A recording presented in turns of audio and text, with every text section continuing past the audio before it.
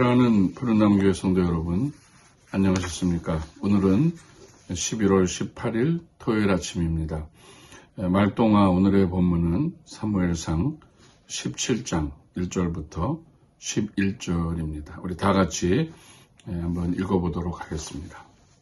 제17장.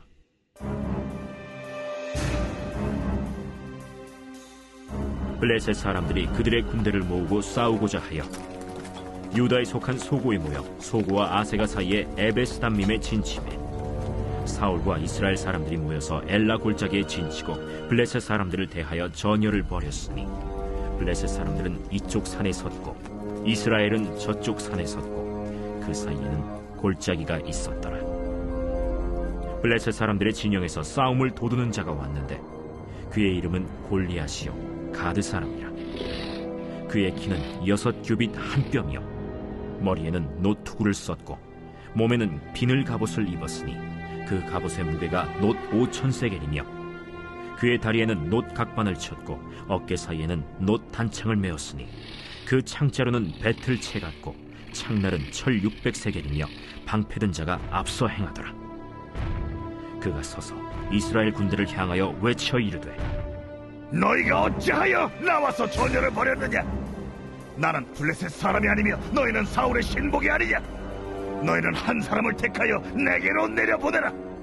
그가 나와 싸워서 나를 죽이면 우리가 너희의 종이 되겠고 만일 내게 아이가 그를 죽이면 너희가 우리의 종이 되어 우리를 섬길 것이니라. 내가 오늘 이스라엘의 군대를 모욕하였으니 사람을 보내어 나와 더불어 싸우게 하라. 사울과 온 이스라엘이 블레셋 사람의 이 말을 듣고 놀라 크게 두려워하니라. 네, 오늘의 본문은 여러분들이 너무나 잘 아시는 다윗과 골리앗의 싸움이 나오는 곳입니다. 17장의 구절을 볼 것 같으면 1절부터 11절까지는 이스라엘이 골리앗을 두려워하는 그런 모습이 표현되어 있습니다. 이스라엘과 블레셋이 전쟁을 치르게 되었는데 블레셋은 골리앗이라는 거인 장수가 있었고 이스라엘은 하나님의 이름을 조롱하는 골리앗 앞에서 두려워하며 아무도 그를 맞서지 못하고 있는 상황입니다. 두 번째로 12절부터 19절까지는 이새가 다윗을 전장에 보냅니다. 세 아들이 전장에 참여하고 있었기 때문에 아버지 이새는 아들들의 안위가 걱정되고 또 막내 아들인 다윗을 통해서 식량을 전달해 주고자 그리고 형의 안부를 묻는 심부름을 보내게 됩니다.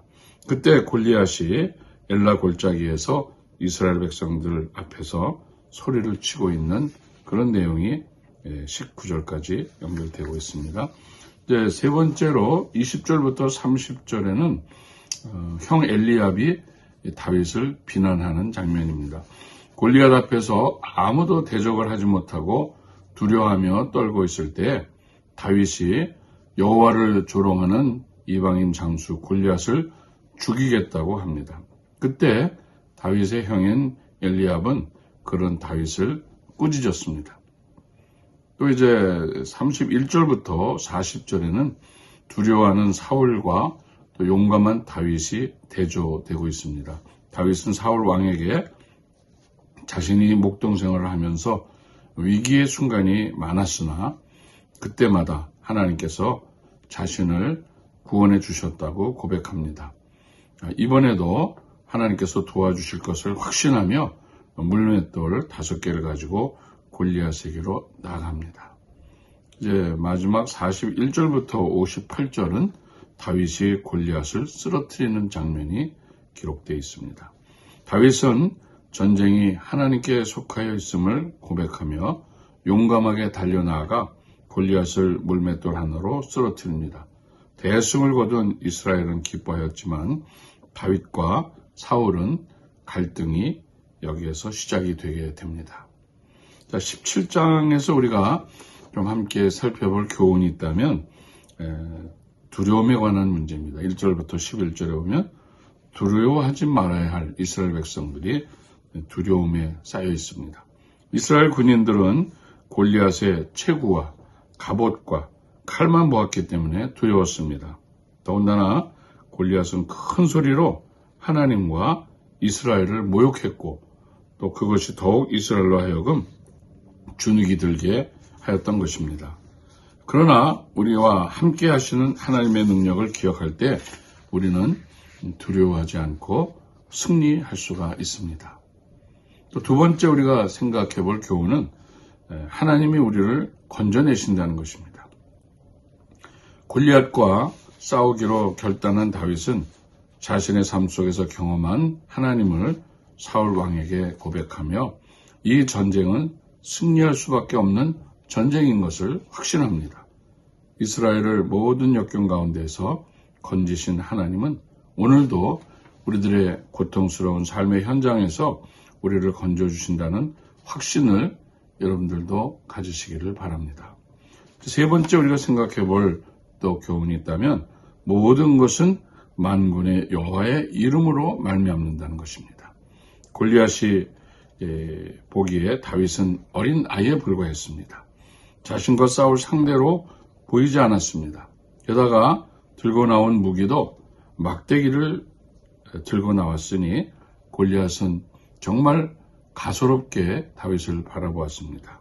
그러나 다윗이 골리앗을 꺾을 수 있는 힘은 만군의 여호와의 이름을 의지했기 때문에 골리앗을 물리칠 수가 있었던 것입니다. 얼마 전 우리 산상 기도회가 있었던 토요일 아침 다보르산에서 제가 자이언트 킬러라는 그런 제목으로 사무엘상 17장을 설교한 일이 있었습니다. 다윗이 왜 5개의 물맷돌을 가지고 골리앗에게로 나갔을까 하는 말씀을 드렸는데 간략하게 말씀드리면 골리앗 뒤에 진을 치고 있는 블레셋 군대 앞에 거기 4명의 또 다른 거인 장수가 있었기 때문에 다윗은 골리앗뿐 아니라 나머지 4명의 거인들도 거꾸로 때릴 그런 마음으로 5개의 물맷돌을 놓고 나갔던 것입니다. 하나님은 약속하신 것을 반드시 지키십니다. 내 눈에 보이지 않을 뿐이지 보이지 않는 어딘가에서 지금 이 순간에서도 우리를 위해 일하고 계신다고 하는 사실입니다. 자신의 육체를 자랑하고 자기의 힘을 믿고 하나님을 이방 신과 같이 여기는 사람은 결국 여호와의 이름으로 응징을 받게 되는 것입니다. 양떼를 성실하게 돌보며 하나님의 사람으로 준비된 다윗은 진정한 예배자로 경건하며 또 하나님을 사랑하는 믿음의 사람이었기 때문에 하나님을 모독하는 골리앗을 향해 거룩한 분노가 치밀었고 하나님에 대한 절대 신뢰를 통해서 두려움을 물리치고 큰 승리를 거두는 믿음의 대장부가 되었던 것입니다. 오늘날도 우리들의 삶의 현장에서 우리는 골리앗과 같은 어려운 난제들을 만날 때가 있습니다. 그러나 우리가 가지고 있는 선입견 중에 하나는 뭐냐면 골리앗은 크고 다윗은 작다. 골리앗은 힘이 세고 다윗은 어리다. 이런 편견을 갖고 있는데 절대로 약한 다윗이 큰 골리앗, 힘센 골리앗을 물리친 것이 아닙니다. 골리앗은 거대하지 않습니다. 우리가 보기에만 풍채가 크고 힘이 있어 보이지만 만군의 여호와의 이름 앞에 그는 작은 물맷돌 하나로도 거꾸로 넘어지는 그런 존재인 것을 우리가 알아야 합니다. 싸우면 이깁니다.